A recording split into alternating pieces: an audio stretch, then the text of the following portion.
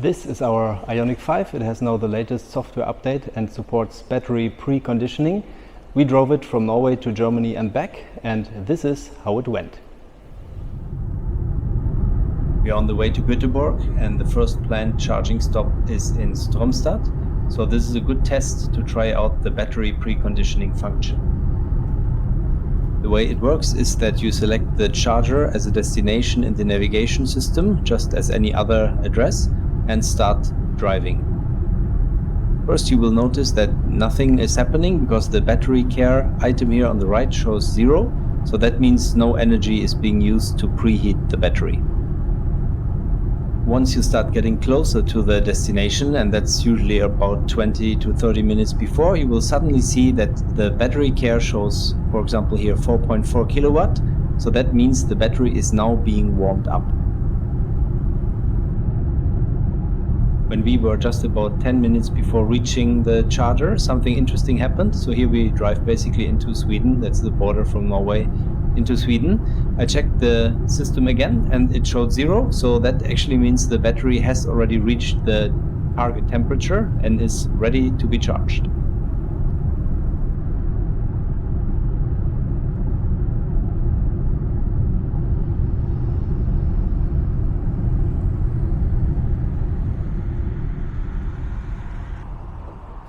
Our first drive with the updated battery settings has started. So now our P45 Ioniq 5 model has battery preconditioning. It's now about 11 degrees and we drove, I think it's 140 kilometers from Oslo here to Stromstad to an Ionity charger. And about half an hour before we arrived, I could see that the battery conditioning started. And what is actually very nice, we arrived here with around, I think, 56% battery. I plugged in the car and it said in just 9 minutes it would be up to 80%. And when you travel with children, that's basically too short. You need longer time than the car needs to charge. So this is really great because I remember last year I drove the same route also in autumn. It was a little bit colder than now, but the battery, especially here, charged very, very slow without this preconditioning. I basically aborted it after 10 minutes and drove on to Göteborg because I had still enough range. But this here is like really nice. So if you have to stop anyways and you can just plug it in, within 9 minutes it's at 80%. The consumption went up a little bit. I haven't calculated exactly how much, but I guess maybe 1 or 2 kilowatts per 100 kilometers, which is kind of okay because, I mean, if you have to arrive somewhere at a certain time, it's nice to have this faster charging. We drove on to Göteborg, and one interesting thing right after this first charging was that there still was some energy being used on the battery care. This is energy that is being used to cool the battery, and after 2 to 3 minutes this was back to 0 as well.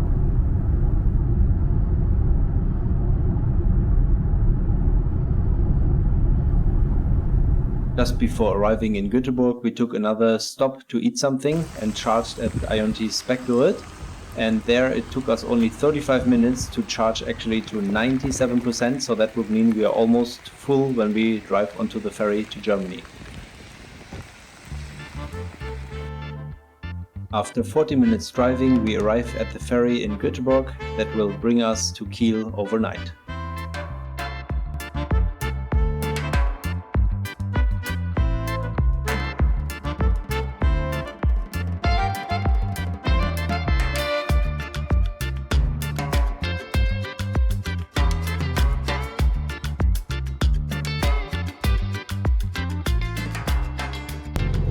We made it to the ship. The weather is actually quite bad. It's raining a lot and also a bit windy. However, our travel time was the shortest that I ever had on this route. But now at every stop, it just took us 9 minutes to charge to 80%, simply because the battery wasn't that empty. Now we're here on the ferry that is going to Kiel, where we will spend the night, and then let's see how it will be going tomorrow in Germany.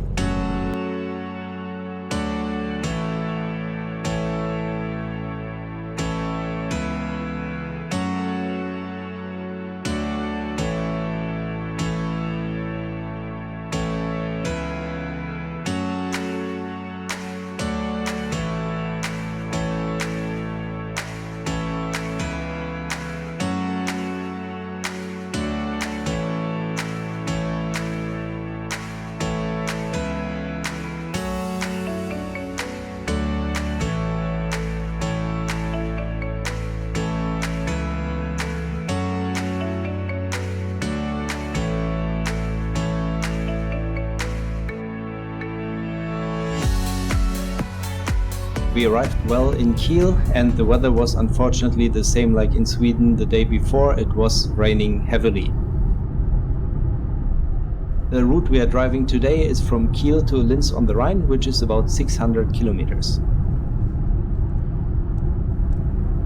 Our first charging stop was the Ioniq charger at Budikate West, where I didn't film, because again we arrived with the 50-60% and charged in only 9 minutes to 80%, and then we just drove on towards Hamburg and then Bremen.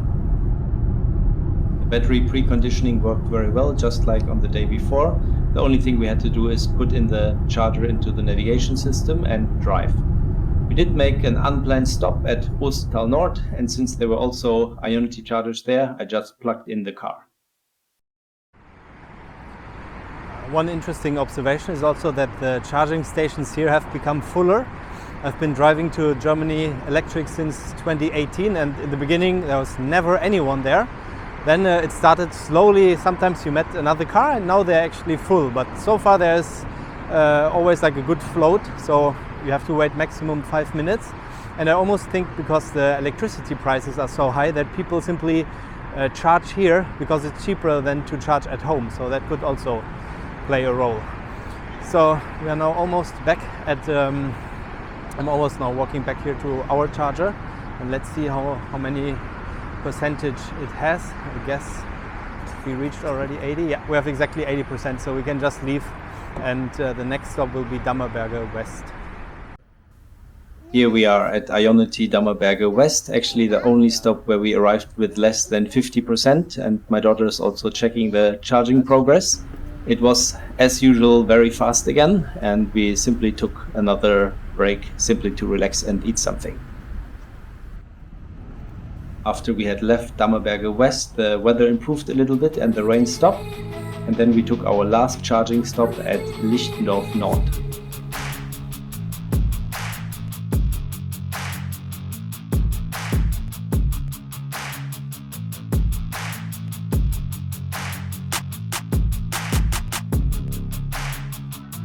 And then, after quite a long drive, we had finally arrived at our destination in Germany.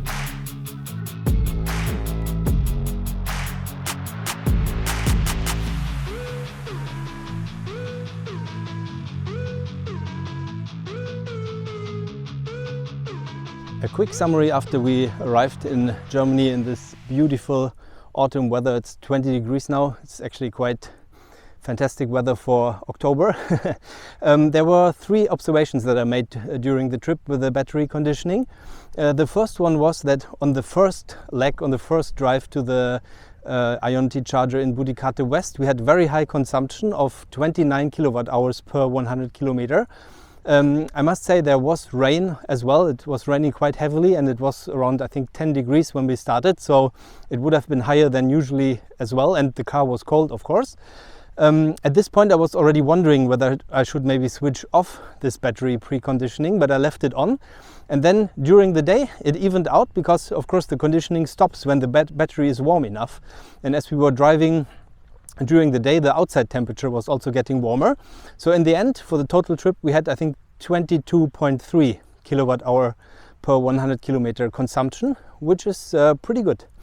And this is really good to see, because yeah, first I was a bit scared almost that it would consume too much. The second observation was actually that the onboard navigation system is pretty good, much better than many people say. I know there are some discussions that it doesn't have charging planning and so on, but now you had to use it and you had to select the charger there, and actually it worked pretty well all the time. It rerouted us around the traffic jam, so we also saved some time with it.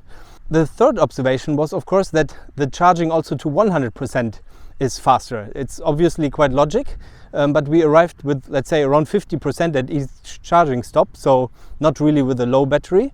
But then we plugged in, and it always takes at least maybe 30 minutes with kids to have a stop. When we were done with everything, we had already 95 and sometimes 97%, basically a full battery to drive on. So that is very convenient. And all in all, I think this battery conditioning is really a great feature update, especially when you are on longer trips. It will be, of course, very interesting to see how it acts in winter when it's really cold, whether it can heat the battery also when it's, let's say, -10 outside and you drive highway or something like this.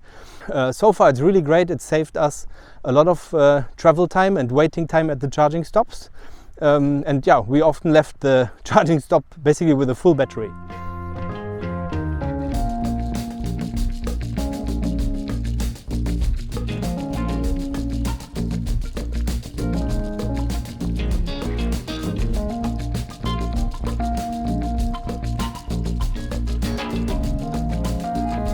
On our drive back to Norway, we took the same charging stops as on the way down, one in Lichtendorf Süd, one in Dammerberge Ost, and the final one in Budikato Ost.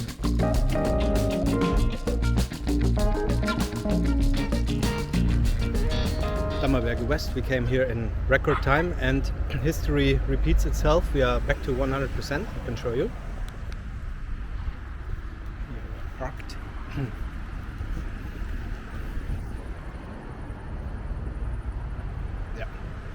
Not sure whether you can see it, 100%, and we have been standing here 36 minutes because the Burger King took so much time. So.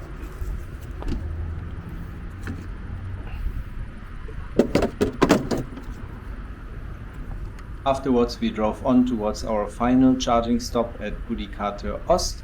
However, there was a big traffic jam south of Hamburg because the Elbe tunnel was closed during that day. And in this traffic jam we were stuck for about 45 minutes.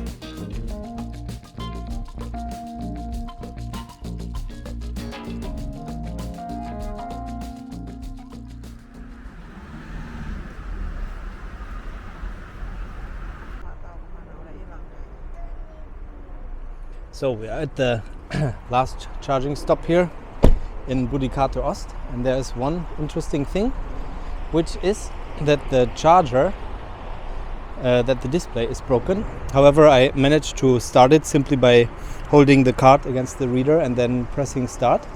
The start button itself I cannot see, but I think it's the stop button, I mean, but I think it will be the middle one. And also the positioning here of the charger is a bit bad because we have to kind of, it's difficult to get in and out of the car.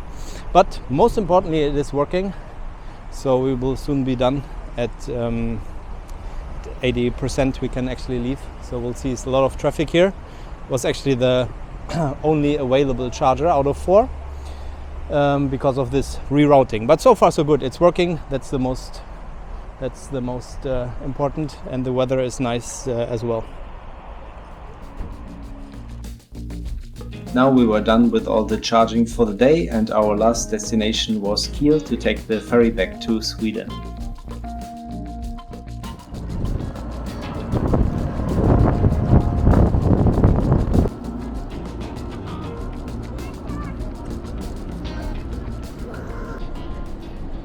Okay, we made it back to our ferry just in time after this very long traffic jam in Hamburg. The last charging stop also went pretty good. This was the first time we arrived with less than 50%. I think we arrived with 49% battery, but again after half an hour or so, maybe 36 minutes, the car had charged basically to full, which means tomorrow in Göteborg we only need one stop to go to Oslo. And yeah, let's see tomorrow whether we do 2 stops or 1 stop. We will see.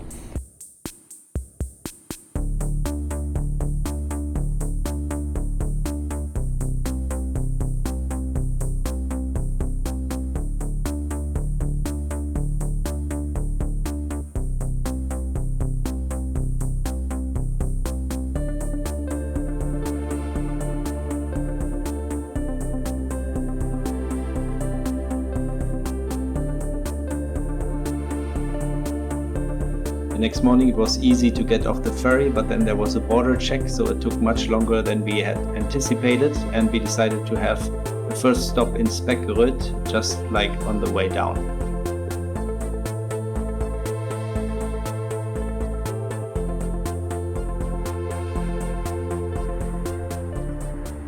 So you see here we just arrived with a 64 or let's say 63, and we only pre-warmed for like maybe 7 minutes, and now it still takes only 8 minutes to 80%. So that's and 07. No, that's pretty good because we are still here at the Ioniq Speckgrill, and they have also these more modern chargers, which you can first of all read much better, and they're also easier to plug in because they are not, the cable is not on the floor, so I like them a lot. This seems to be like the newer design here, and we are still here quite early, so this is one of the busiest Ioniq charging stations I think in Sweden.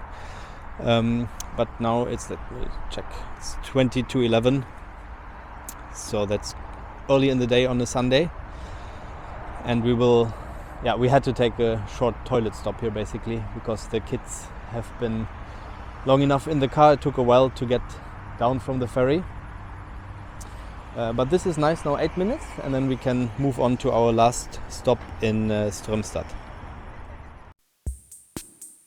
We continued our drive towards Oslo and had a final charging stop in Strömstad, just like on the way down, where we took a longer lunch break.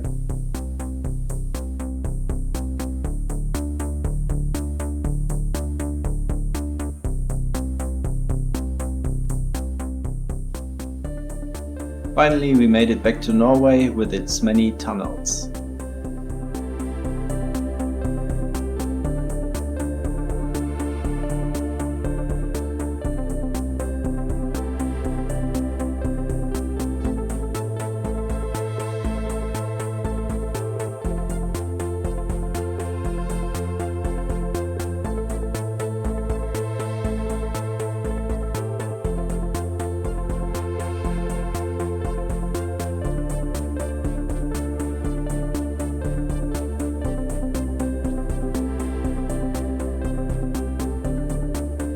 Okay, we are back to Oslo after we drove 1800 kilometers. This is actually the third time I drove this route with the Ioniq 5. It's the first time that it has the update with the battery preconditioning, and I must say it's really great. First of all, it really shortens the travel time because you don't have to charge that long anymore. Usually you charge longer because it might simply take longer at the charging stop, but then the car is basically fully charged and not only to 80%. So especially if you go on longer trips, it's really helpful because overall the travel time can be reduced. Also, let's say if you're not traveling with children, if you want to, you could really just charge 9 minutes at each stop and then drive on. So this is really great. The second experience I made is, yes, the consumption goes up a little bit, especially on the way to the first charger, but after that it usually evens out because most of the time the battery has been warmed up then and has sufficient temperature, so the preheating energy that is spent on warming the battery after the first charge is not as much as before. That is of course only valid now in the autumn temperatures we had. And third point of experience is, of course, this will be really interesting to test again in winter when it's, let's say, minus 10 degrees, where the charging earlier was really slow, to see what kind of impact it makes there. I also expect it will actually have a big impact because in winter the charging was really slow. I charged ours once in minus 16 degrees and it went extremely slow. So now I have high hopes that this will also improve the performance in winter. But well, new tests will tell. All in all, a really great update and a very nice trip. It's a good car to drive along with, very comfortable seats and so on. And especially now with this battery preconditioning update, it's a massive increase in utility for this car. Very nice to go on long trips with it.